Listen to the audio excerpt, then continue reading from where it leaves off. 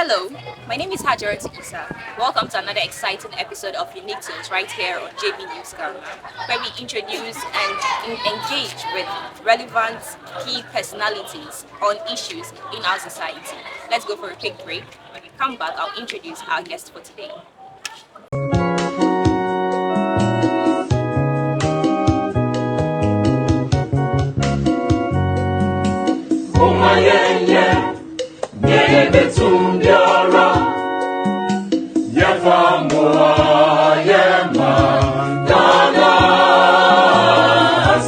Welcome back.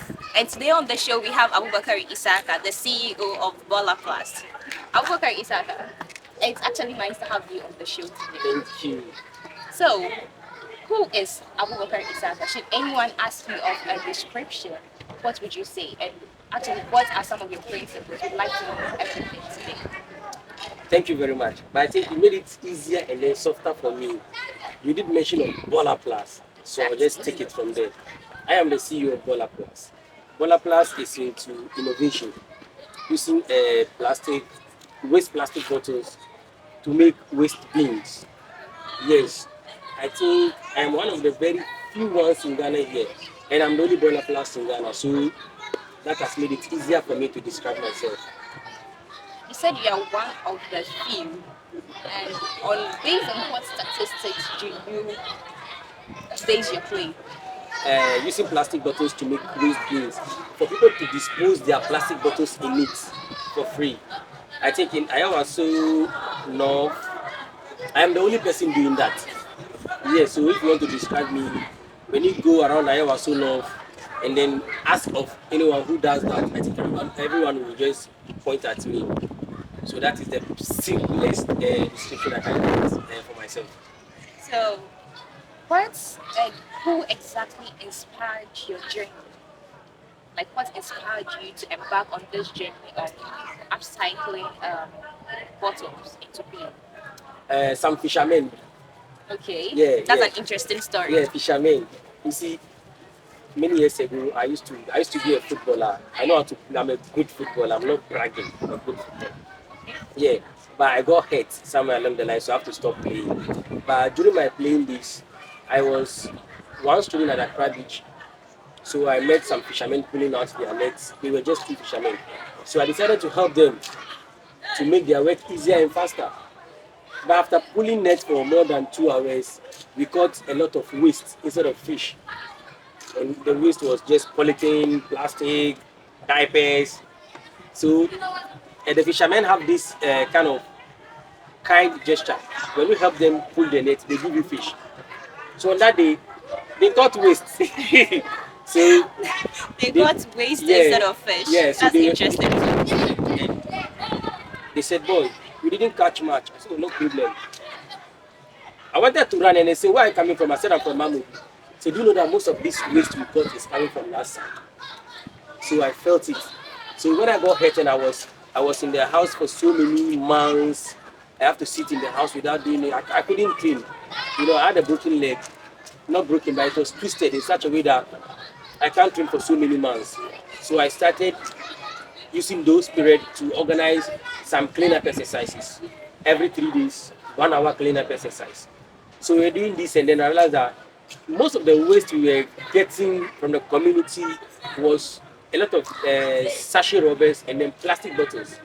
And these are money. If you're able to gather them well, you can get some small money out of it. So why don't we advise the people to drop it in a safe place? So as we started doing education, doing the cleaning, people were asking, where do you want us to put it? Because we don't have bins to put those particular ones inside. So I thought of it and I said, okay, why don't I make a bin? Use plastic bottles to make a bin for people to dispose the plastic bottles we want in the bin. You see, when they do that, they've segregated it, and then when you come to do the pickup, you get it easier. It's clean, it's nice. You get a lot at a very small place, and then that's all. So this idea came up, and then I started. That's quite a motivation. Actually, when you said that when you guys help the fishermen to drag the fishes out, they usually give you guys some fishes.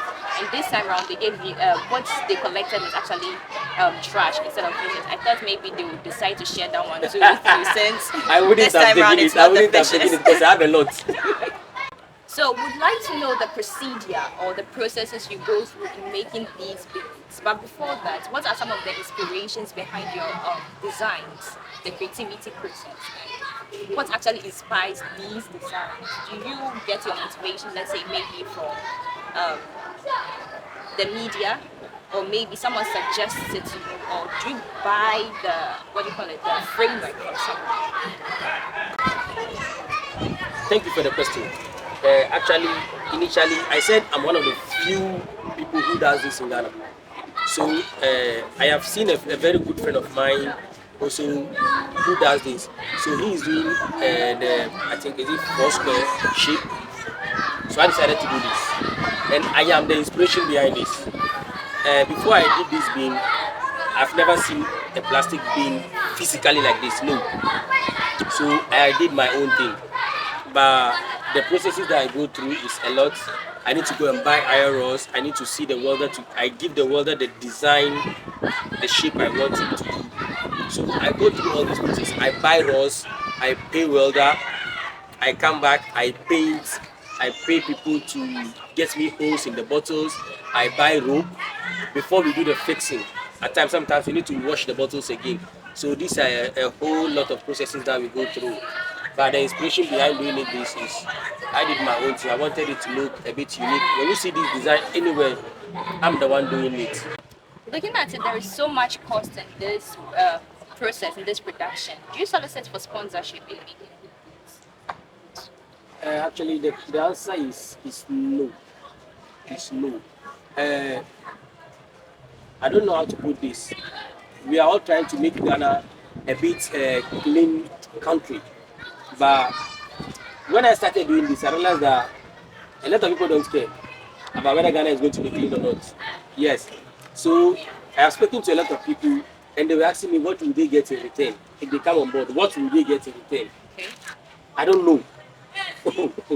I don't know. So the answer is no. Yes. You've not tried something. I think I have tried, I have tried, and the answer is what will they get in return? They were looking at what I am doing, How it will benefit how them it will if they benefit come on them. board. I don't know. I think we wanted a clean environment. So the clean environment would have been our reward, what we all get at the end of the year. But people are not interested in that. People are looking for money. Yeah. They want to see if they come on board, how much money will they make in some few years. I don't know. I've been doing this for a very long time. 7 years ago. You see, and when I go to you and then you want to see what you will make in 2-3 years time, sometimes my patience have not allowed me to answer some questions at that moment. So Okay. I just turn back home and then no, that's all. And then looking at it, does it have anything to do with what you studied in senior high? No, no, no. With this I big did, no, I what did did you study? big no. I did networking. Network. Yes, I did networking. So networking is far different from this. Different. Yeah, you try to connect some 192 dot some code, but connecting code and then waste doesn't come together at all. It doesn't come together. Also, this also look like connecting some codes because apparently looking at it, we can't say This is the- connecting trash. Yes. So with even though you do some connection, yes, you can see this road. Yeah, with networking too, you do some connection, Okay. but it's unlike what I'm doing today. Yes. And you know, with networking, you need to dress in the morning. You have to wake up, comb your hair, you dress. But with Bola Plus, it's not the same. In the morning when you wake up and you get ready to start boxing garbage, you have to be moving from one bin to one bin to one bin. Whole hustle. of Yeah. it. So do you have any side businesses aside from this? Yes. Do you do anything else? I do a lot of things. Can you catch into that too? I do painting. Okay. I paint rooms. In case you want a professional painter to give you a good design in your room, I'm the one you should call. Okay. Yes, I do animal farming. I do livestock. I do mainly goats and then chicken. Yes, and then I do artworks as well. So looking at it, the process seems time consuming. How are you able to manage it with your daily activities and everything? Since you're also into a whole lot of business, as not just one thing. Yeah, actually, I start Bola Plus from 5 a.m. Bola Plus starts. Yes, sometimes you get a lot of help from people. I have people that I work with, so sometimes I do get about 5 people who comes on board to help. So on that day we finish very very early. Then I go out and then do other things. It could be painting, maybe artwork or barber or something. Yeah, but I intentionally divided the day into so many parts. So from 5 to 9, I have to be done with Bola Plus. So feeding the animals also start from 9 to 11. Yeah, I work with the animals. I need to check the animals and see which animal is doing what, how strong is the animal, is any animal sick, why is it sick. I need to know all this. So I give 2 hours to the animals and then I go out and then do other things. So that's how I divide my time. And how much does it cost? The bean, Yeah. How much do you sell it outside? actually I don't sell the bean. Yeah, this program was, I think it took me so many years of experience to understand. First, if you want to do the plastic pollution, you need to understand where and how the plastic goes. So you see, if you ask people to segregate their plastic bottles, they will ask you, where would they put it? If you provide the bin, it should be for free. Yeah. You can't sell a bin to someone and then come back and ask the person to segregate plastic bottles. No. So I give the bin to them for free. Mine is, I want them to use it wisely. They should respect the bin. Yes, because sometimes you go to a certain place and you see the bin is broken. No one cares. No. So we go into agreements. I give you a bin. Every day I'll come and then do the collection. But sometimes I have to wait for 3, 4 days or 5 days if the bin is full. So as we can see, Abubakar is actually contributing to the environment in making the environment clean and healthy for us as a whole. And I think that's actually a saint act, if you ask me. Also, would you like to tell us some of the challenges you are going through or probably you went through and you've overcome it? As for the challenges, Okay. every day comes with its challenge. Yeah, but some challenges do repeat itself. See, this is Africa. And Africa, I don't know, but it has not been written that this is the way we should live.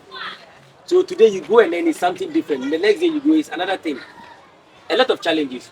Actually, number one challenge is buying the materials to do the bin is becoming more expensive. Yes, buying the rod, paying the welder, paying workers to even work is becoming a challenge, or it is a challenge. And when the people are using the bin properly, you give a bin to a household and then the person is using the bin, you have issues at that moment. Either someone will come collecting the bottles from the bin without your knowledge, and sometimes the one even doing the segregation turn against you. You have to start paying me because I'm doing segregation. Oh, interesting. So they want me to now start paying them. And my message to them is no, I can't make a bin worth 300 Ghana and give it to you for free. And then when I come to do segregation, to do collection, I pay you again. No. So those into that act, those actually expecting him to give them something in return for these bottles. I think this message is for you. Yes. I hope we are all listening though. It is their message. And what are some of the lessons? You've actually told us about the challenges you've gone through and you're actually going through, you're experiencing these challenges. So tell us the lessons. Some of the lessons. I've learned a lot and I'm still learning a lot. Actually, based on what I do, I gain a lot of respect. So sometimes when someone is burning waste or they see this person is a specialist in pouring waste in the gutters, and then I come around, people usually tell me, see this person. So it has lifted me like someone who is, I don't know how to call myself, but it has given me that, police. yes, I'm police B, Yeah.